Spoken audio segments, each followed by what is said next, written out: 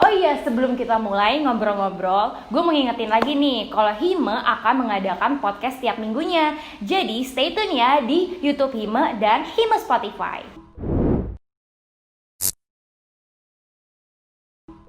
Halo Himers, selamat datang di Himcast Hime Podcast. Jadi hari ini kita bakal kedatangan tamu spesial nih. Siapa lagi kalau bukan? Gue Fardi. Dan gue Tasya. Jadi hari ini kita bakal ngebahas tentang rekrutmen yang ada di Hime. Pasti yang lagi nonton juga pada kepo kan? Nah, jadi di Hime itu ada rekrutmen yang kemarin udah diadakan selama 1 hari. Jadi kita pengen nanya-nanya nih ke kakak-kakak sekalian. Nah, jadi buat rekrutmen ini kita bakal ada tahap pertamanya itu seleksi berkas ya. Nah, seleksi berkas itu para mahasiswa disuruh untuk mengumpulkan CV, esai, dan portofolionya. Jadi biar kita tuh bisa lihat gimana sih mereka minatnya dalam memasuki Hime gitu. Setelah lolos seleksi berkas, mereka akan mengikuti yang namanya tahap interview, di mana para kakak-kakak dari Hime ini bakal nge-interview mereka nih kayak biar mereka juga ngerasain gimana pengalaman di interview nanti buat kerja nanti kayak gitu, sama kayak gitu. Setelah interview nanti mereka akan dapat announcement nih lulus apa enggak, gitu aja sih. Oh, jadi banyak juga ya kak tahapannya. Berarti buat kalian yang mau masuk Hime tentunya pasti harus mempersiapkan itu sematang mungkin, karena emang tahapannya itu banyak dan emang ini tuh nggak main-main di Hime. Kalian tuh bisa belajar apa namanya, manage waktu dan lain-lain. Buat Kak Tasya sama Kak Farbi, kenapa sih bisa masuk Hime? Kalau dari gue sendiri, mungkin Hime itu mungkin kalau pribadi dari gue emang orangnya nggak mau cuma dapat nilai akademik, tapi gue juga pengen dapat nilai non akademik. Karena nilai non akademik kan ya kata orang-orang juga ngasah soft skill kita kan. Yeah. Jadi berguna buat nanti di masa depan lo ketika lo kerja. Kalau lo cuma dapat otak doang tapi nggak ada ilmu organisasi, kata gue kurang. Makanya gue masuk Hime sih. Bener banget, bener. Buat Kak Tasya kenapa? Gue kurang lebih sama sih kayak Farbi, karena gue pengen ngasah soft skill gue. Karena bener kata Farbi tadi, akademik tuh nggak cuman dibutuhin gitu loh, kayak kalian juga butuh soft skill untuk di dunia kerja nanti kayak gitu. Berarti kurang lebih buat nambah pengalaman ya kak. Bener. Soalnya secara teori apa yang kita lakuin di organisasi sama di dunia kerja hampir mirip, ya kan? Oke. Buat aku mau nanya lagi nih kak. Jadi di Hime itu ada kegiatan apa aja sih kak? Kalau boleh tahu? Kalau dari Hime sendiri, mungkin ini gue jelasin dari awal kali ya. Jadi di awal itu kita pertama ada rekrutmen, pasti sih rekrutmen. Terus yang kedua nanti bakal ada acara namanya PKPM. Jadi dari PKPM ini acara kita buat nge-welcoming angkatan BBS, Binus Business School, yang baru masuk ke Binus. Mungkin dari situ bakal ada Himfest, Seminar Internasional Talk Show. Itu seminar internasional karena sifatnya internasional, jadi kita ngundang pembicara dari luar negeri. Terus yang ketiga nanti bakal ada B-Billions. B-Billions itu lomba bisnis plan. Kita ngundang universitas-universitas, dan rencananya kita bakal ngundang universitas di Indonesia itu sebanyak mungkin, dan mungkin bisa ngundang dari luar negeri juga. Dan terus music night.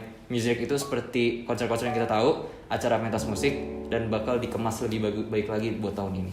Nah, pasti di Hime itu ada yang namanya departemen yang masing-masing mengurusi pekerjaannya masing-masing kan kak. Kalau boleh tahu nih, departemen yang ada di Hime itu apa aja sih kak? Di Hime itu ada 6 departemen. Ya. Jadi yang pertama itu bakal ada departemen akademik.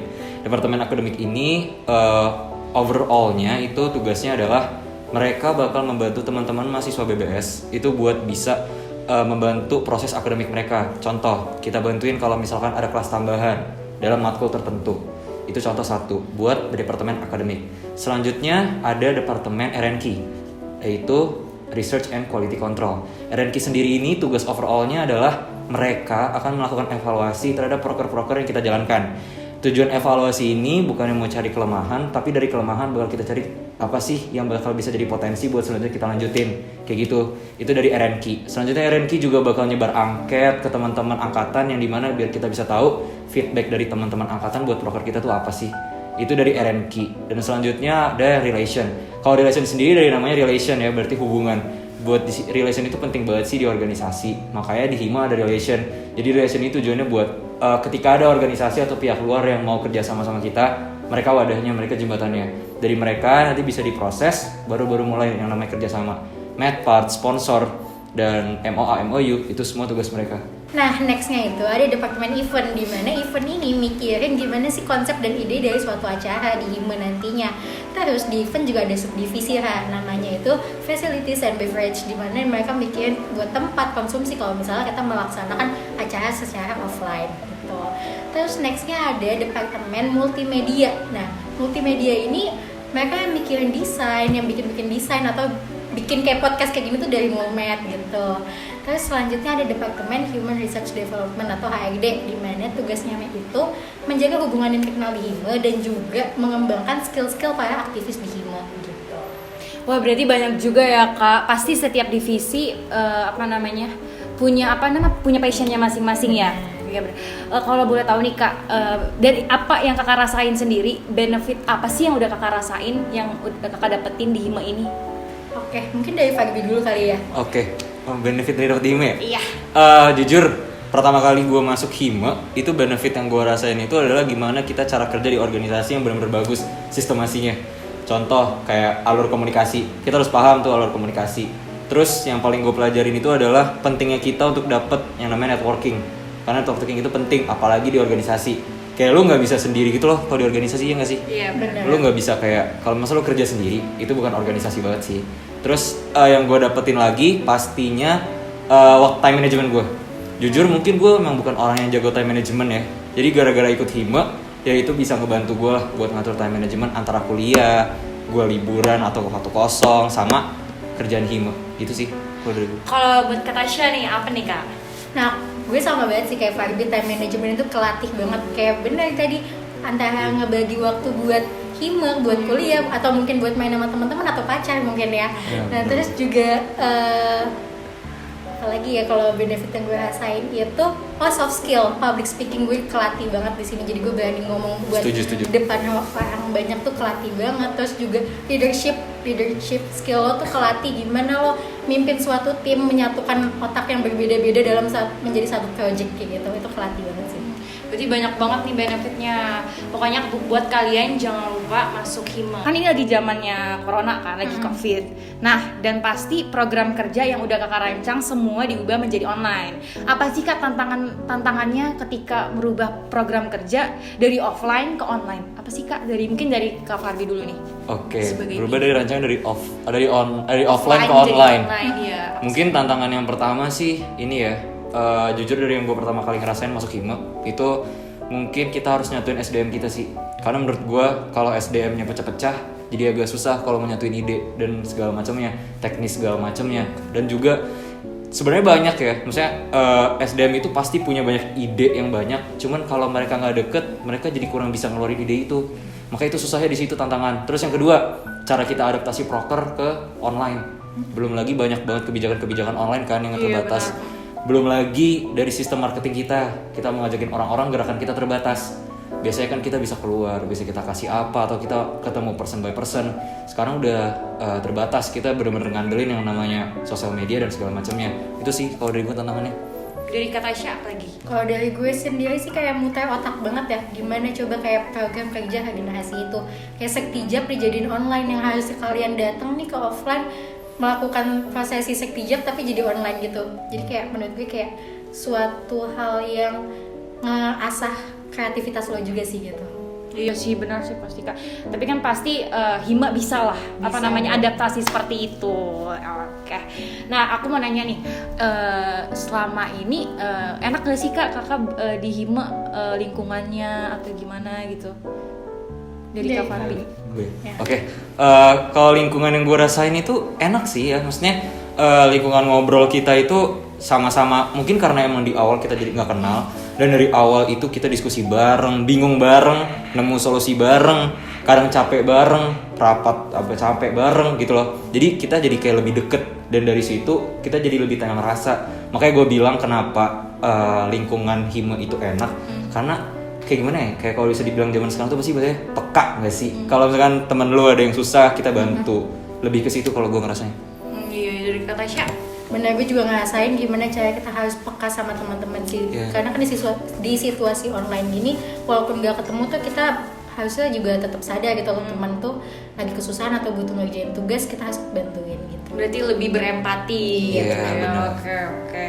Nah, aku mau nanya lagi nih Kak, dari Kak Tasya sama Kak Farbi, apa sih buat yang nonton nih, apa sih tips Kakak di saat masuk hime? Pasti kita masih masih awam gitu terhadap teman-temannya. Apa sih Kak tipsnya buat ngadepin kegugupan itu? Kegugupan ya, mungkin kegugupan tuh pasti ada. Apalagi kalian masuk ke lingkungan baru, itu pasti banget ada. Nggak cuma organisasi, even kuliah atau SMA baru atau SMP baru, itu pasti ada. Mungkin kalau dari gue tipsnya adalah act like normal aja, ya be yourself aja. Karena kalau lu kayak pura-pura, misalkan pura-pura jago ngomong, pura-pura apa, ya itu justru malah bikin diri lu jelek sih. Maksud gue lu lebih apa ya? Dan jangan diem. Kalau misalkan kalian ada pertanyaan atau ada apa, kalian active listening, active speaking itu penting soalnya kalau buat lingkungan yang baru. Itu sih gue tipsnya. Kalau dari Kak Tasya? Jangan malu nanya dan jangan malu kayak buat mulai omongan sama teman lo. Kayak lo harus nanya ke teman lo kalau misalnya lo nggak tahu sesuatu, dan lo juga harus ngebantu teman lo. Balik lagi kayak gitu sih. Berarti jadi diri sendiri ya. Jadi diri Karena sendiri juga. pasti karena sesuatu itu butuh proses ya nggak sih. Nih pertanyaan terakhir nih Kak, terakhir aja, maaf banget ya Kak banyak nanya gitu, kepo gitu loh. Pesan Kakak nih buat yang lagi nonton sama yang lagi dengerin apa nih Kak? Dari Kak Fati. Dari gue. Oke. Kalau pesen gue buat kalian yang nonton sama dengerin, pantengin terus hime, pantengin terus, tonton terus, dan tetap apa ya? Even kalian bukan anak organisasi, misalkan kalian bisa cari hal yang lebih bisa bermanfaat dan setara manfaatnya sama kayak organisasi. Contoh kalian belajar bisnis kayak gimana, kalian belajar akademik. Dan sebenarnya di sini bukan karena gue suka organisasi jadi gue bilang organisasi itu penting banget dan mengalahkan akademik. Enggak. Sebenarnya jujur akademik itu penting karena nanti ketika lo kerja itu pasti orang juga ngeliat sisi akademik kayak gimana, dan sisi nilai non akademik lo itu dilihat ketika lo kerja. Kalau lo dapet dua-duanya itu bagus banget sih. Jadi ya tetap confident, tetap terus development diri lo biar lo jadi lebih baik lagi ke depannya. Itu sih kode gue. Jangan banyak main-main tuh, mentang-mentang lagi libur, mentang lagi corona gitu online. Jangan PUBG mulu ya.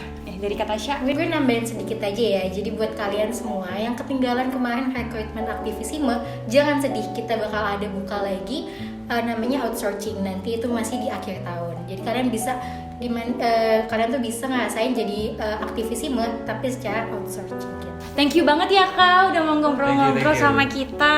Maaf Kak, maaf banyak nanya nih. Gak apa-apa.